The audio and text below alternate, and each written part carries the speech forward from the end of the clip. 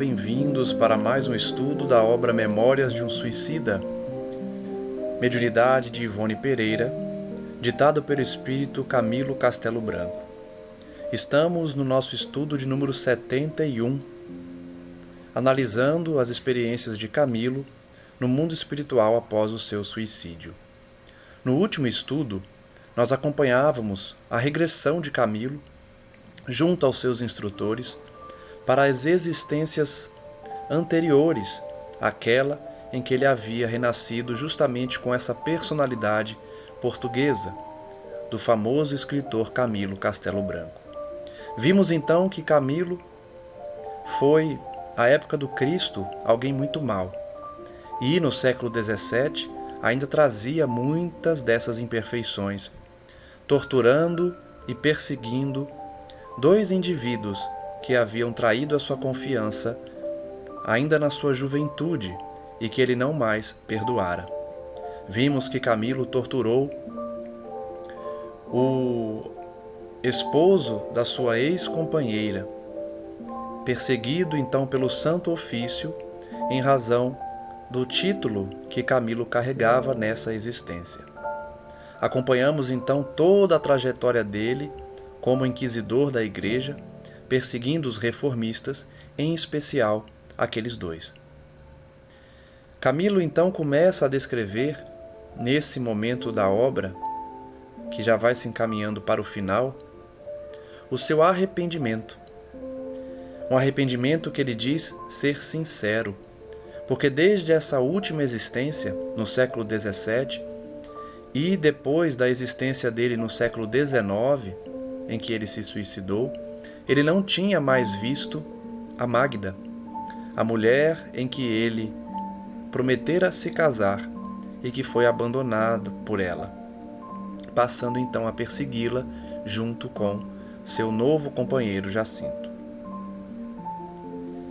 Ele revela então que desde então não tinha mais visto ela, e o arrependimento sincero que ele garante nessas páginas continuou inspirando os seus atos posteriores, encorajando ele a enfrentar situações de todos os matizes do infortúnio, contanto que da sua consciência se apagasse a velha nódoa vexatória de ter se prevalecido do nome augusto do divino crucificado para a prática de ações criminosas. Nós vimos aqui que Camilo somente integrou a igreja para sair da sua vida de pobreza e também perseguir a Magda e o seu companheiro. Ele usou, portanto, o nome do Cristo para torturar, para assassinar e para perseguir. E agora, arrependido, quer apagar esse passado de erros. Ele diz que narrar o que tem sido tais lutas até hoje, as lágrimas que me têm escaldado a alma represa e desolada, as insólitas investidas dos remorsos torturantes, impostas pela consciência exacerbada, a série, enfim, dos acontecimentos dramáticos que desde então me perseguem, seria tarefa cansativa, horripilante mesmo, a qual me não exporei. Necessários se fariam, aliás, alguns volumes especiais para cada etapa. Camilo então está revelando aí que se ele elencasse tudo o que fez e todas as existências posteriores a essa do século XVII, seriam necessárias várias obras, vários volumes para descrever cada uma das etapas. Vejam então o quanto de experiências Camilo teve antes da encarnação no século XIX.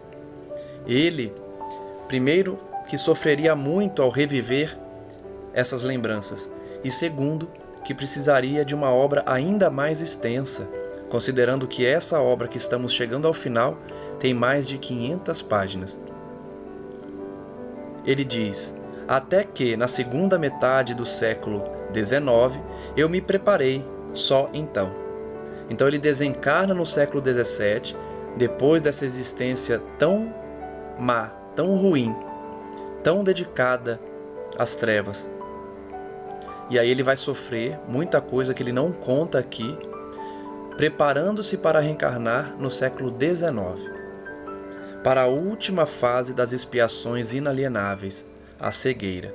Então, depois de sofrer todas as consequências das torturas realizadas, da perseguição que ele impôs, na dedicação à igreja apenas para satisfazer seus interesses, ele se prepara para reencarnar e receber a cegueira como expiação final, depois de tanto sofrer. Aqui vale o comentário de que a justiça divina de fato é muito misericordiosa. Percebam que ele levou à cegueira um indivíduo no século XVII, e somente no século XIX é que foi imposto a ele a necessidade de reencarnar e receber a cegueira como expiação. E ainda uma cegueira que não foi de nascença.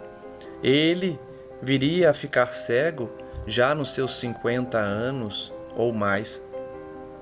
Então vejam como a justiça divina é misericordiosa. Nós pagamos pouco a pouco as dívidas do passado, quando muito, exonerando muitas das dívidas através do amor, através do trabalho, através do suor do nosso rosto. Nós podemos afastar muitas das expiações necessárias ao nosso progresso. Camilo diz então que cumpria a ele perder, de qualquer modo, a vista, impossibilitando, dessa forma, de garantir a subsistência própria, privá-lo do trabalho honroso para aceitar o auxílio, tanto mais vexatório e humilhante para o desmedido orgulho que ainda não pudera exterminar do seu caráter revel, quanto mais compassível e terno fosse.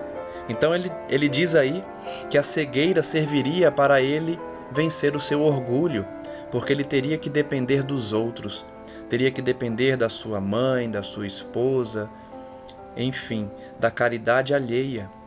E isso o seu orgulho não admitiu. A programação de Camilo era reencarnar e, com a cegueira, aprender a vencer o seu orgulho. Porém, de tão orgulhoso que estava, decidiu se matar, ao invés de enfrentar a cegueira. E nós já vimos aqui, durante o estudo dessa obra, que o ato do suicídio não resolveu o problema de Camilo, pelo contrário, somente piorou, porque ele ainda terá que retornar numa nova existência para aprender a vencer o seu próprio orgulho, aprender a pedir aos outros o auxílio. Certamente terá que reviver a cegueira, como nós vamos ver possivelmente no futuro, nas próximas páginas.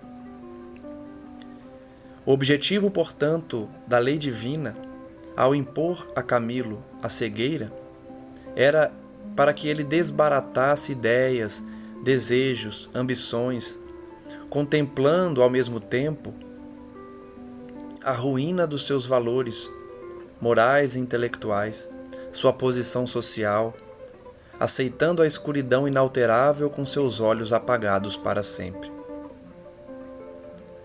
Todos nós temos objetivos nas nossas encarnações e certamente cada obstáculo tem uma lição a ensinar.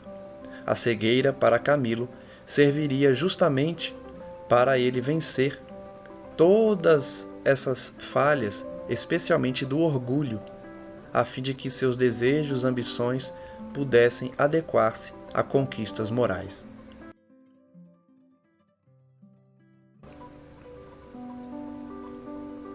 Mas também, diz ele, cumpria fazê-lo de forma resignada e dignamente, testemunhando pesares pelas selvagens ações contra o rival de outrora, como atestando respeito e provando íntimas homenagens àquele mesmo Jesus, cuja memória fora por ele ultrajada tantas vezes.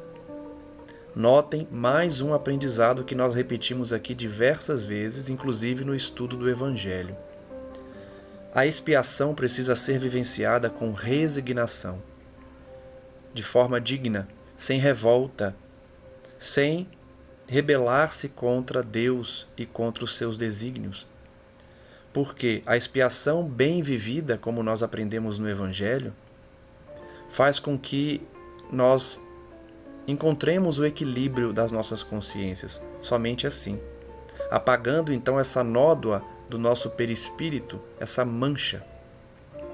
Para Camilo, a cegueira ajudaria ele a testemunhar o que ele tinha feito com o seu rival do século XVII, aprendendo então a ter respeito à lei divina, rendendo homenagens a Jesus, que ele ultrajou tantas vezes, desde a perseguição no ano 33, em que ele testemunhou a crucificação e fez chacota do Cristo, de Maria Santíssima, perseguiu cristãos.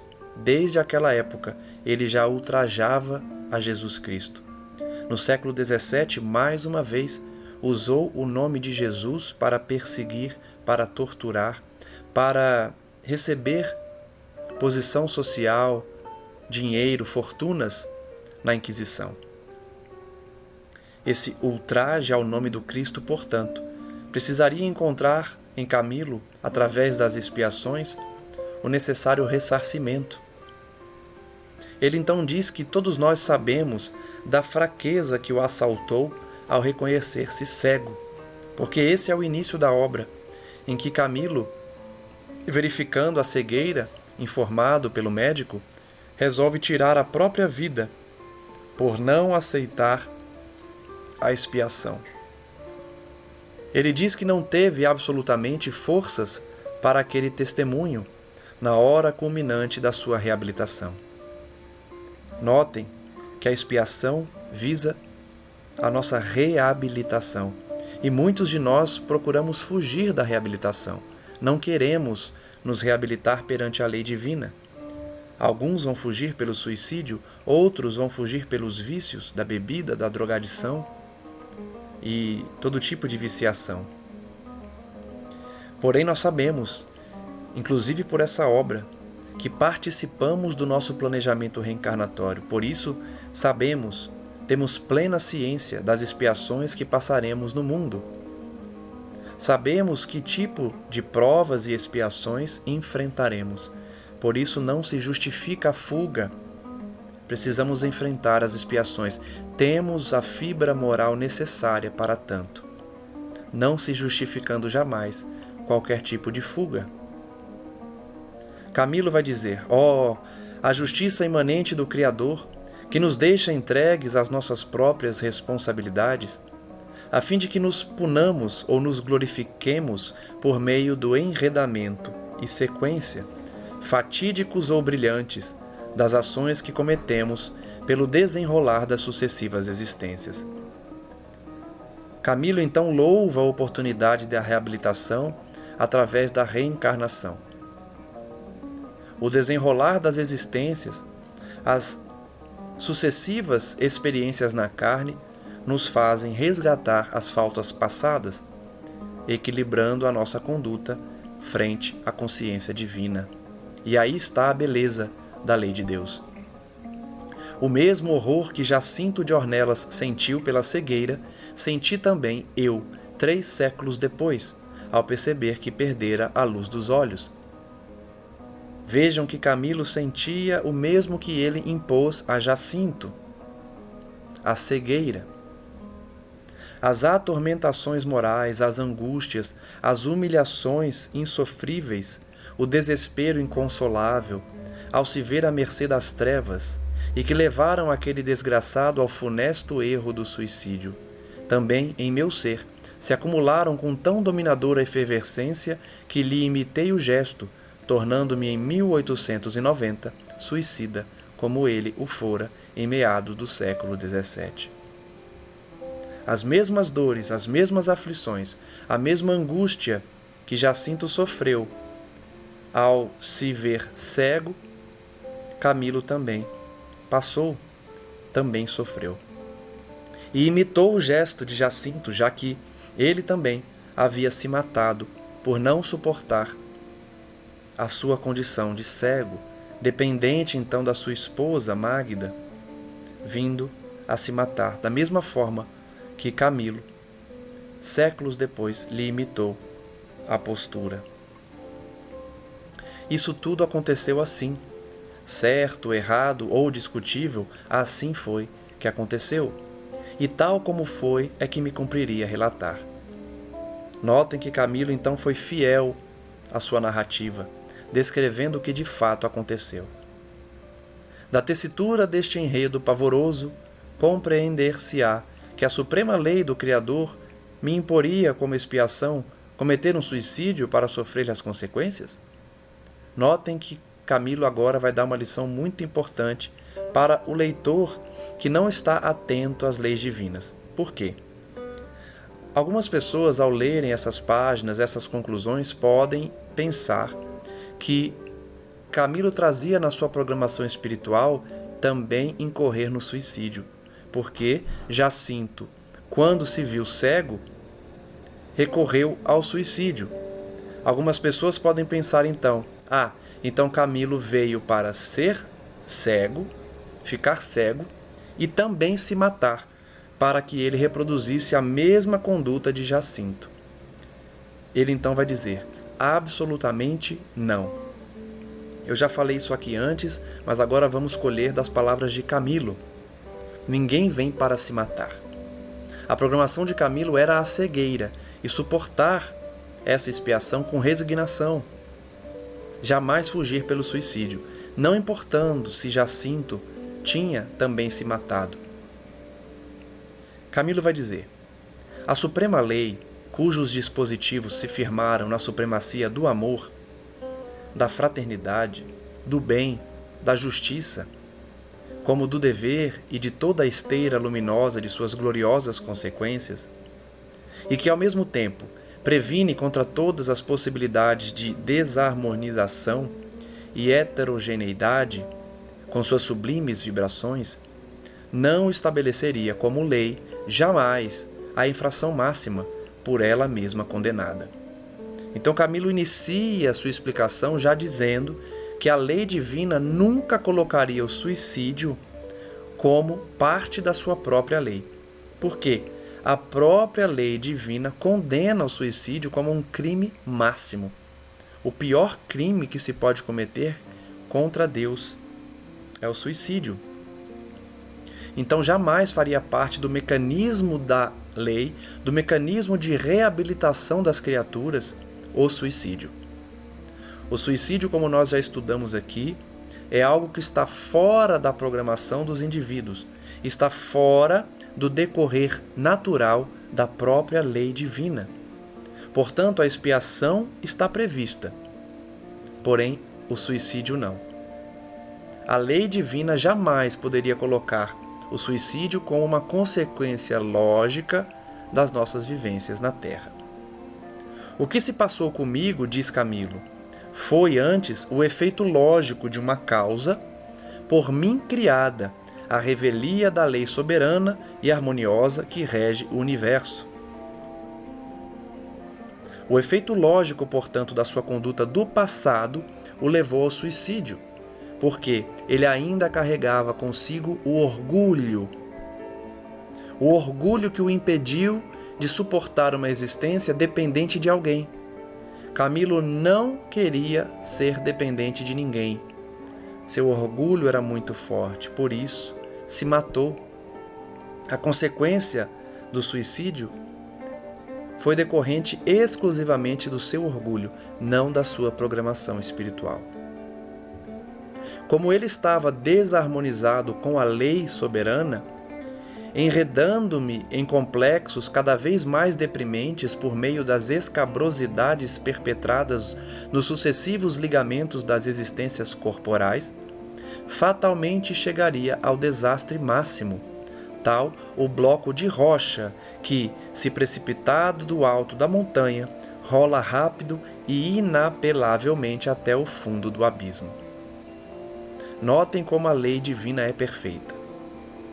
O conjunto de ações desregradas de Camilo, nas existências sucessivas, trazia uma consequência inevitável do suicídio, não porque a lei assim impôs, mas porque a conduta de Camilo levaria a isso.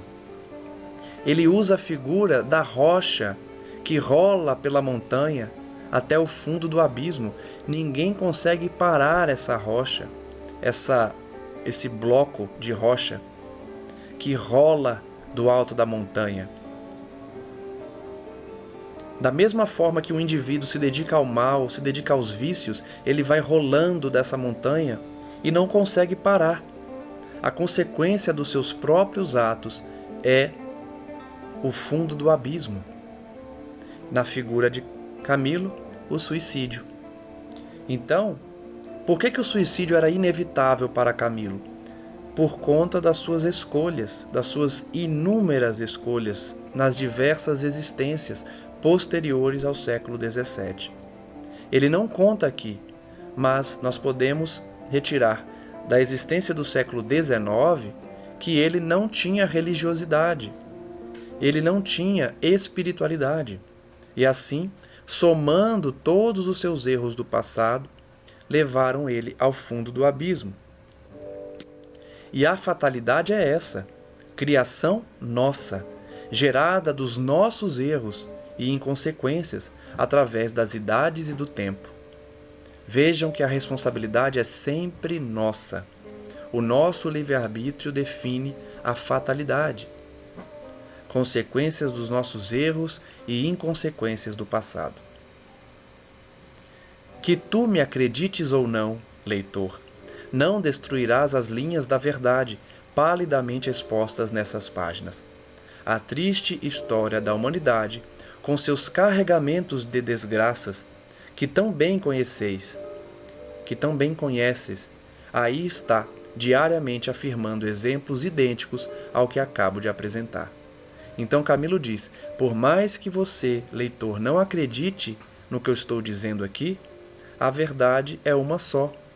A verdade é esta que está descrita nessas páginas e que nós podemos atestar diariamente no mundo em que vivemos. Entremos então no capítulo 21, denominado O Elemento Feminino. Depois das experiências então de Camilo, regressando às suas existências anteriores, perante a classe inteira, quem acompanhou os estudos sabe do que eu estou falando, já que a regressão é feita num aparelho, nas aulas que eles estão recebendo, Camilo e todos os demais suicidas, ele deixa o santuário onde o mistério sacrossanto de tantas migrações se levantara dos repositórios de sua alma, a ele próprio como aos seus pares, ofertando elucidações preciosas, amparado pelos braços compassivos de Pedro e de Salústio.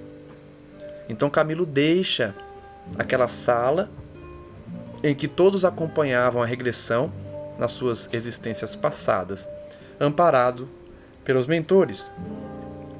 Fora exaustivo o esforço para rememorá-las, não obstante a presença e o concurso poderoso dos eméritos instrutores que me assistiam. De fato, é muito cansativo reviver todos esses momentos, principalmente com a qualidade aproximada da realidade que aquelas imagens se faziam para todos.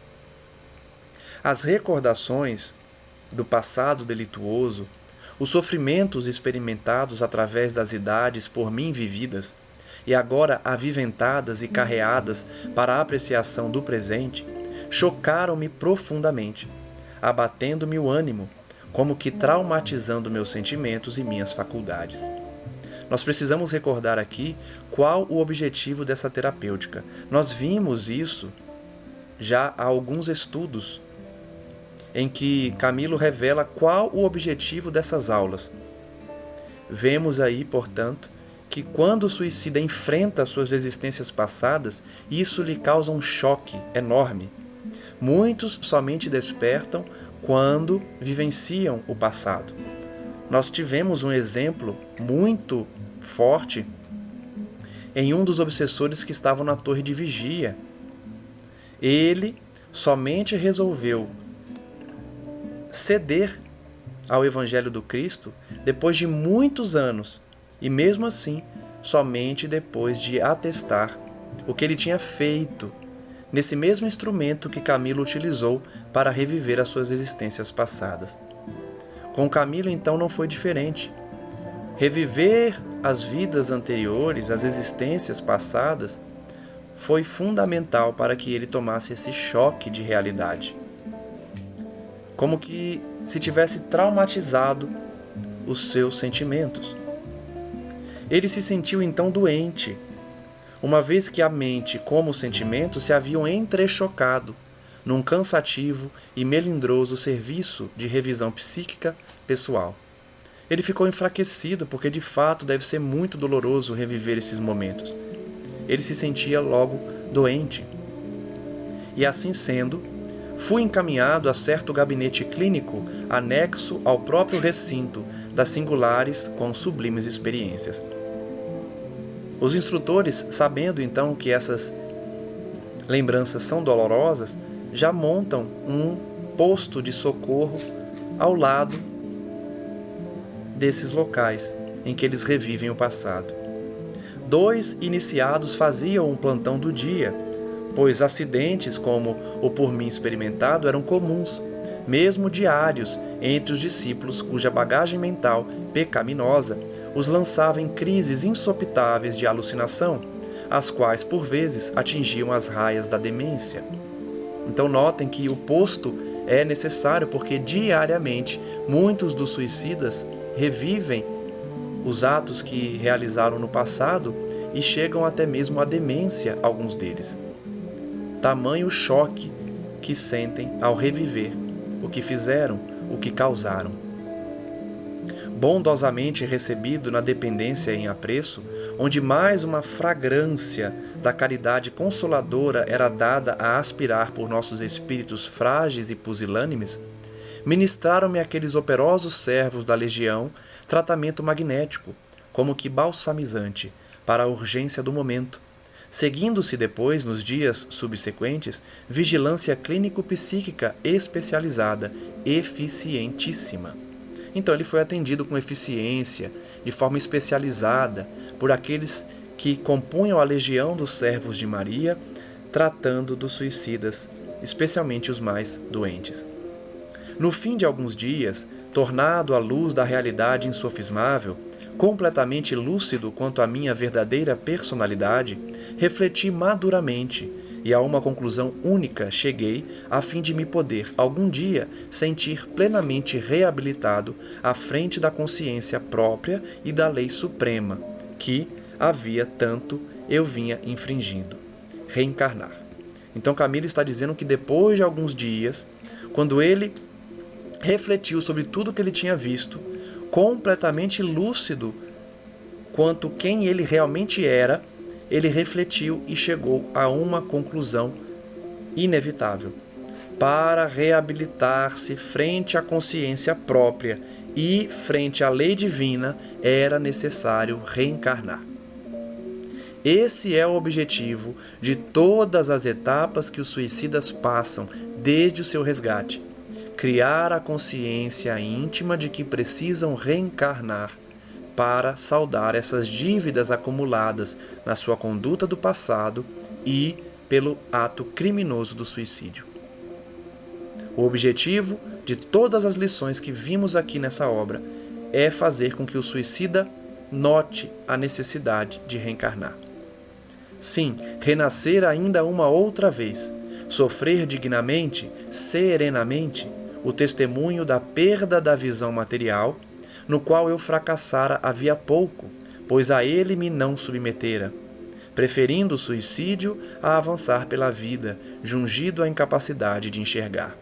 Então, como eu havia dito agora há pouco, é inevitável que Camilo reencarne e tenha que passar pela cegueira. Por isso, não adianta tentar fugir das expiações pelas portas do suicídio. Nós teremos que retornar e reviver os mesmos obstáculos. Camilo tentou fugir da cegueira pelo suicídio, sofreu horrores e teve de reencarnar para passar pela cegueira, numa condição pior do que tinha antes, porque o ato do suicídio trará consequências terríveis para o seu corpo físico. Além de cego, ele teria, então, outras consequências negativas para a sua expiação. Sofrer então dignamente era necessário, passando então pela experiência que ele tinha fracassado, já que ele preferira o suicídio ao invés de avançar, enfrentando a cegueira. Realizar o contrário do que fizera para trás, ou seja, amar compassiva e caridosamente os seus semelhantes, proteger, auxiliar, servir o próximo, utilizando todos os meios lícitos ao seu alcance, lícitos e generosos, era necessário. Então ele deveria passar pela cegueira de forma resignada, e isso serve de lição para todos nós. Seja qual for a expiação que estamos passando, precisamos passar de forma resignada. A revolta não resolve a nossa conduta do passado, o nosso karma, se assim a gente pode se utilizar da expressão. É necessário que enfrentemos as expiações com resignação, de forma compassiva, buscando praticar o bem ao outro, auxiliar, servir ao próximo, utilizar meios lícitos e generosos. Camilo então deveria, ao receber a cegueira, dar o testemunho de que tinha vencido seu orgulho, indo, se possível e necessário, à abnegação do sacrifício, sob as hecatombes morais do seu passado amarguroso, construindo almos aspectos do bem legítimo, os quais o ajudariam a ressarcir as trevas então semeadas. Nós vimos aqui que Camilo tinha torturado de forma terrível o seu rival. E ele não revelou ainda todas as condutas realizadas nas existências posteriores e anteriores também. Ele só revelou a existência que ele tinha convivido com Jesus no ano 33, depois as vivências do século 17 e depois as vivências do século 19. Nós não tivemos conhecimento das condutas perpetradas por ele nas existências nesses intervalos. Então, para ressarcir as trevas semeadas, ele precisava enfrentar as expiações de forma ordeira, compassiva, generosa. Ele diz: tristeza irresistível, porventura ainda mais cruciante do que até aquela data, acobertou de angústias novas as horas que passei a viver. Camilo então passa a sentir uma tristeza muito grande, ainda mais cruciante do que as tristezas vividas até ali. As impressões ingratas e dominantes de um remorso, a que coisa alguma entre os humanos será capaz de traduzir, cerceavam-me a possibilidade de alcançar qualquer feição de verdadeira felicidade. Esse parágrafo é muito importante porque demonstra que aquele que tem um passado de erros não consegue ter uma consciência tranquila e, consequentemente, não consegue ser feliz. Por isso, nosso processo evolutivo exige a expiação como forma de reequilíbrio das consciências. Nós não conseguimos nos perdoar. Não é nem o perdão do outro. Muitas vezes, aqueles a quem fizemos mal já nos perdoaram, mas nós precisamos nos perdoar. Senão, nós não conseguimos encontrar felicidade. Nós não conseguimos ter paz de consciência. Camilo, então, sentia uma tristeza terrível, um remorso terrível, que somente a expiação poderia curar. E esse é um exemplo perfeito para aprendermos como funciona o mecanismo da lei divina. A reencarnação é necessária, a expiação é necessária para que nós entremos em reequilíbrio de consciências. Sem reequilibrar as consciências, nós não conseguiremos ter paz e muito menos felicidade. E a única maneira de reequilibrar a consciência é através da expiação. Expiação no sentido de devolver ao outro o que tiramos, devolver à lei divina o que violamos.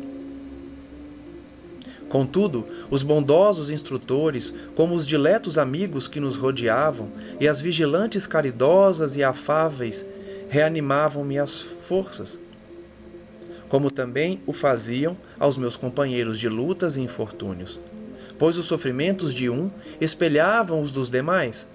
ofertando o melhor dos seus conselhos e exemplos, insistindo nas lições do aprendizado que seguia curso normal, encaminhando-nos ao trabalho reconstrutivo desde logo, sem esperar os serviços do renascimento físico-material, os quais ainda nem mesmo se achavam delineados. Camilo então está explicando que, apesar de tanto sofrimento, de tanta necessidade de devolver à lei divina as atrocidades cometidas, ele tinha o apoio dos instrutores, dos amigos espirituais, daquelas irmãs caridosas que eram responsáveis pelos suicidas. Porque eles já começavam o seu processo de regeneração ainda na espiritualidade, sem nem ter ainda delineado como seriam as suas reencarnações posteriores. Então vejam que essa reabilitação já começa lá no plano espiritual. Eles sequer tinham ainda definido como reencarnariam e já estavam passando pelo necessário aprendizado. Ora, um dos grandes incentivos que nos ofereciam para a conformidade com a situação eram justamente as reuniões de arte e moral, a que já tivemos ocasião de nos referir, as quais, no decorrer do tempo, assumiram um panorama especial por nos servirem à causa da reabilitação particular, nos exemplos, nas demonstrações, nas análises que nos forneciam, indicando-nos caminhos a seguir, exemplificação a imitar, etc, etc. Então Camilo está dizendo aqui que as aulas que ele estava tendo de arte, de moral, serviam como aprendizado antes da reencarnação. Porque eles exercitavam a fraternidade, os trabalhos para demonstrar que tinham aprendido as leis morais, tudo isso já servia de aprendizado para eles. Assim era que, nos parques da cidade, cuja extensão não conseguíramos até então avaliar, existiam recantos portadores de uma espécie de beleza sugestiva e inconcebível a um ser humano.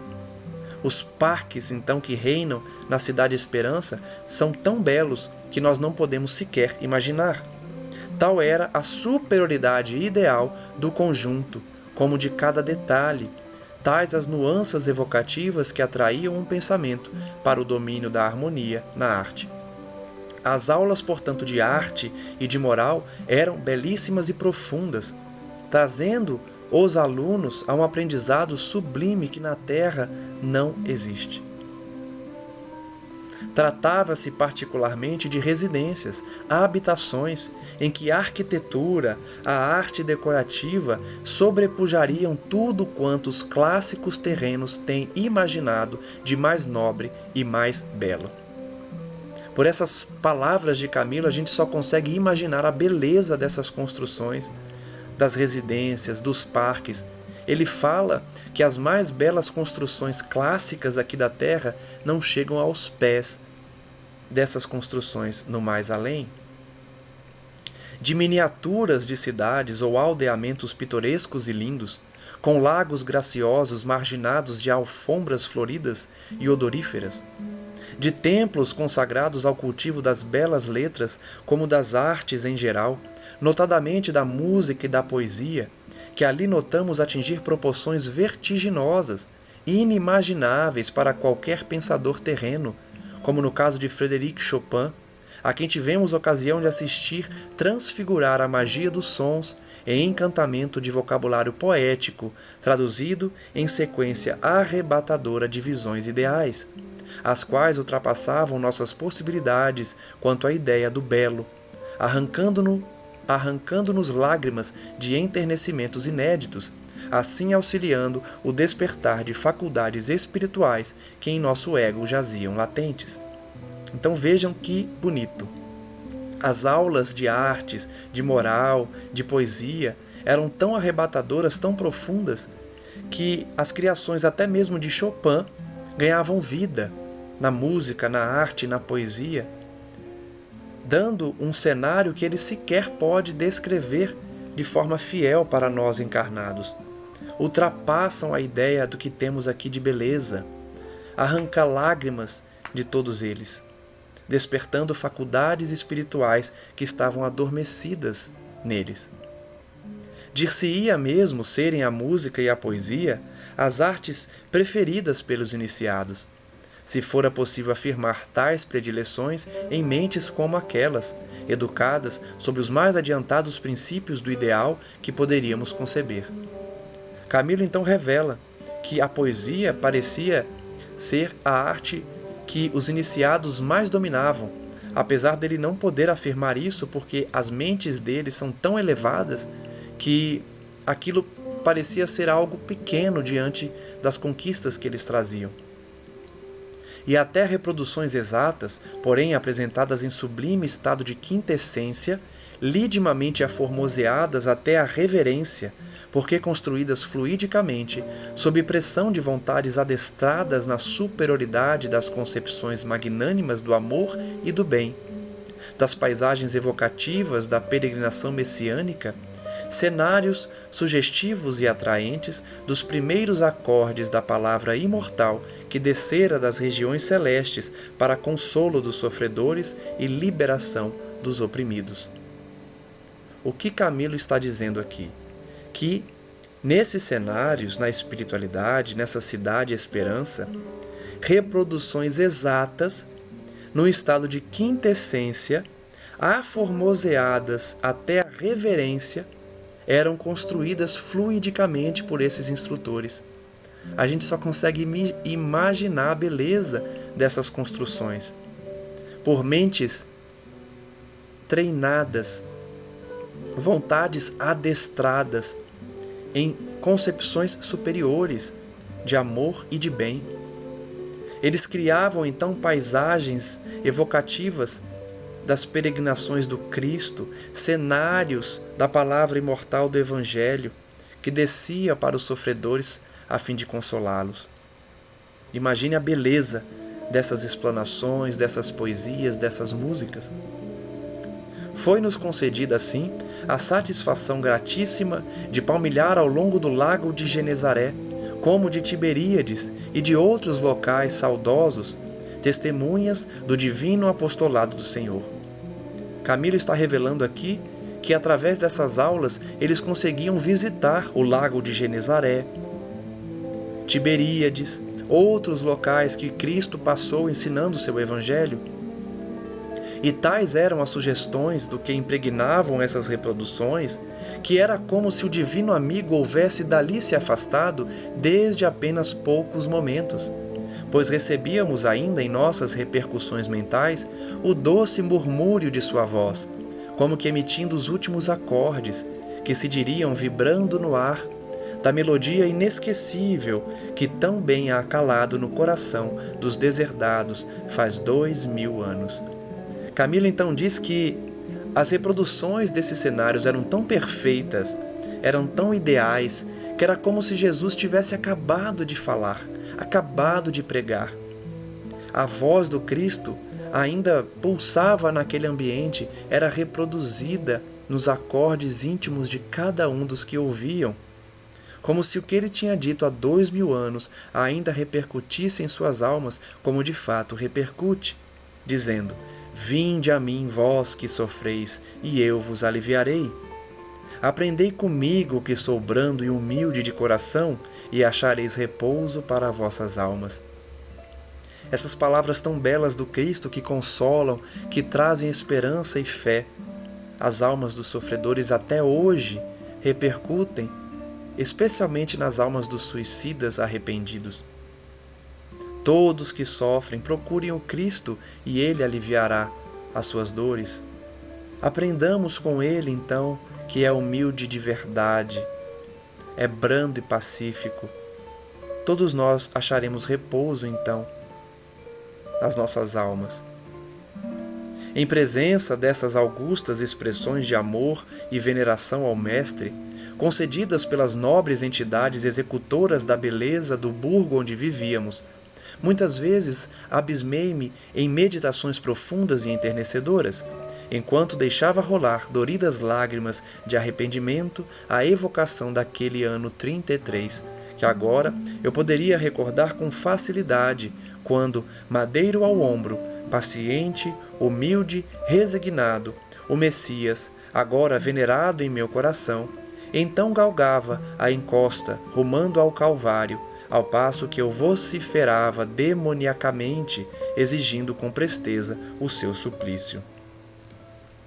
Camilo então diz que, na presença dessas expressões do Cristo, expressões de amor e veneração a Ele, que aqueles instrutores concediam a todos, porque criavam com seus pensamentos augustos os ensinamentos de Jesus, a beleza da palavra dele, Camilo diz que meditava profundamente sobre aquelas palavras, deixando rolar as lágrimas de arrependimento, porque ele agora podia recordar-se do ano 33 em que ele vivera ao mesmo tempo que o Cristo na terra, recordando então que ele humilhou o Cristo, enquanto o Cristo caminhava na direção do Calvário. Só que agora Camilo está convertido, agora Jesus fala ao seu coração. O que no ano 33 não ocorria, já que ele vociferava exigindo o suplício do Mestre. No entanto, à entrada de cada um desses locais, via-se o distintivo da legião e o nome das servidoras que os imaginavam e realizavam, pois convém esclarecer serem todas essas minúcias realizações da mente feminina sediada nos serviços educativos do nosso Instituto. Camilo então dá essa informação curiosa de que todas essas criações mentais, das reminiscências da palavra do Cristo na espiritualidade, dos painéis criados pelas mentes dos espíritos evoluídos, que reproduzem os ensinamentos do Mestre, as passagens em que ele fala das parábolas e dos ensinamentos, todas essas criações foram realizadas por mentes femininas. E a porta de cada uma dessas criações, porque eles adentravam recintos e viam a reprodução da vivência do Cristo na Terra, tinha a inscrição de quem havia criado aqueles painéis mentais, e sempre são entidades femininas. Em cada dia de reunião, eram oferecidas aos circunstantes, como em particular aos internos, horas gratíssimas de sublime aprendizado, durante o qual nos ofertavam comoventes exemplos de abnegação, de dedicação ao próximo, de humildade e paciência, como de heroísmo e valor moral frente à adversidade, os quais caíam em nosso âmago como generoso estímulo ao progresso que necessitávamos tentar. Então, a cada dia, eles recebiam lições de renúncia, de dedicação ao próximo, de humildade, enfrentando as adversidades, os obstáculos, porque eles precisariam enfrentar, na próxima encarnação, muitos obstáculos. Esse aprendizado, concedido pela empolgante elucidação extraída da própria história da humanidade, com suas lutas e dores inumeráveis, suas vitórias e reabilitações, era-nos ministrado, conforme foi esclarecido, por nossos próprios mestres e mentores, ou pelas caravanas visitadoras, que até nos desciam no intuito fraterno de contribuir para nosso conforto e progresso.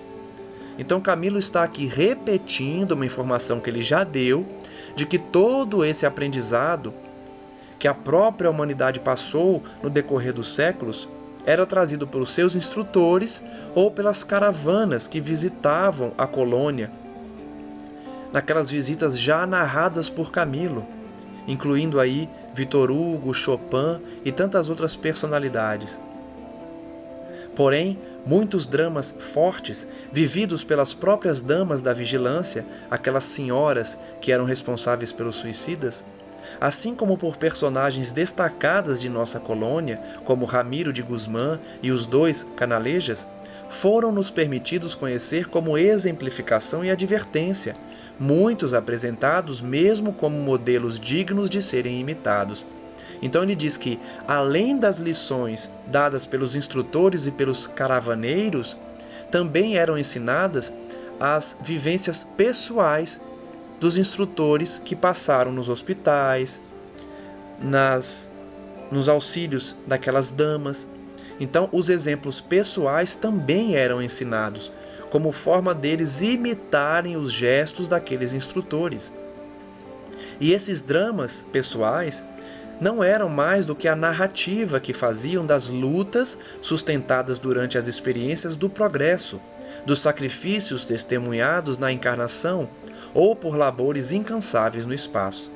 Então, as vivências desses instrutores não era nada mais do que as suas próprias encarnações, as suas experiências na carne, no mundo espiritual, os seus sacrifícios, encarnados ou desencarnados.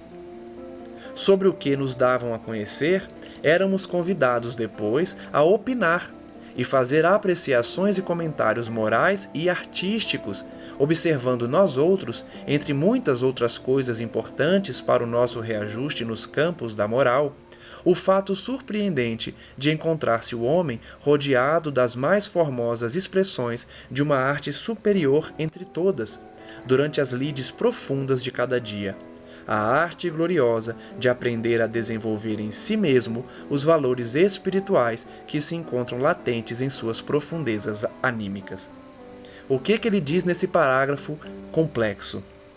Que as vivências narradas pelos mentores, pelos caravaneiros, pelos guias espirituais, serviam para que eles também comentassem com suas opiniões e com suas artes, a fim de que eles refletissem sobre a arte de aprender e desenvolver valores espirituais latentes nos seus espíritos, nas suas almas. Esse era o objetivo dos instrutores quando dividiam suas experiências pessoais. Os alunos davam suas opiniões, expressavam-se também na forma de arte, a fim de que eles aprendessem a importância de adquirir valores espirituais. Um dia, finalmente, fomos informados de que tocara a vez de nossas bondosas vigilantes apresentarem o fruto de suas meditações fulgentes, de sua sensibilidade nobremente inclinada para os ideais superiores. Então chegou um dia que as mentoras, aquelas senhoras responsáveis pelos suicidas, iriam também dividir a sua sensibilidade com eles. Grande alvoroço agitou nosso grupo, como seria natural. A expectativa emocionava-nos e foi apossados de incontida satisfação que no dia aprazado nos dirigimos para os locais criados por aquelas ternas amigas, cujo fraternal desvelo mantinha sempre acesa, em nosso imo, a chama do afeto sacrossanto da família, o desejo do lar, o respeito de nós mesmos. Então nós vamos acompanhar aqui, possivelmente no próximo estudo, já que estamos chegando ao final, as vivências dessas senhoras, cujo objetivo do seu trabalho era trazer aos suicidas o sentimento de família. Eu me recordo muito bem que quando Camilo revelou a função dessas senhoras, ele ressaltou que era para os suicidas sentirem o abraço fraterno de uma família, reiniciando o seu acolhimento para uma nova experiência carnal. Então eles iriam agora, nas próximas páginas, visitar as criações mentais dessas senhoras, que eram para eles como familiares, a fim de que eles criassem esse desejo de ter um lar, de se dedicar à família, de cumprir os deveres junto à instituição familiar. Uma delas, voltada então a Camilo e aos seus colegas, era a Rita de Cássia, que segundo ela era poetisa. Tinha um sensível feitio de crente convicta e seu formoso caráter, fortalecido no fervor diário de atos de amor e dedicação ao próximo, quer no seio da sociedade em que espiritualmente vivia, ou no desempenho de tarefas ao seu cuidado confiadas para as operosidades em planos terrenos, deixavam-se embalar ao ritmo de legítima inspiração. Então ele vai dizer, primeiramente, sobre as experiências de Rita de Cássia, uma das mentoras, uma das senhoras que serviam junto aos suicidas. Ela era poetisa e exercia o seu carinho fraternal nas comunidades que ela atuava espiritualmente, bem como nas tarefas confiadas na terra, em que ela buscava a inspiração do mais alto. No próximo estudo, então, nós continuaremos analisando que tipo de lições poderemos extrair da arte de Rita de Cássia e de outras mentoras, de outras senhoras que se dedicam aos suicidas, para compreender que sentimento de família elas poderão desenvolver nos suicidas antes deles reencarnarem. Vamos então acompanhar qual o aprendizado de Camilo em relação à atuação específica dessas senhoras dedicadas aos suicidas como verdadeiras mães, treinando para as próximas existências atuarem dessa forma e também prosseguirem no avanço dos seus patrimônios espirituais e morais diante da lei divina. Agradeço então a presença de todos e peço à espiritualidade amiga que continue a nos abençoar, a nos envolver, especialmente nos inspirando para conhecermos as verdades eternas. Muitos de nós já buscam o aprendizado junto ao Cristo para desenvolver virtudes, e assim, através do ensino dos Espíritos e especialmente do Evangelho do Cristo, nós vamos desenvolvendo essas mesmas virtudes que Camilo procurou descrever nessa obra. As virtudes que levam à nossa ascensão espiritual. Pedimos então ao Mestre Amigo que continue a nos abençoar, a nos proteger, levando a palavra do seu Evangelho a todas as nações, especialmente aquelas cujos integrantes ainda não se entregaram à vivência do Evangelho, à vivência da fraternidade. Pois essa lei divina da fraternidade, do amparo e da caridade reinará no mundo um dia, não mais existindo desigualdade social, desigualdade entre os indivíduos que compõem a sociedade, um ajudando o outro fraternalmente para que todos alcancem a elevação espiritual. Agradecemos, portanto, por nossos guias, por nossos mentores, e que estejamos diariamente sintonizados com o mais alto, a fim de buscar a palavra do Cristo para o nosso desenvolvimento e especialmente a nossa reforma íntima. Graças damos a Ti, Senhor, hoje e sempre, e que assim seja. Um forte abraço a todos e até o próximo estudo.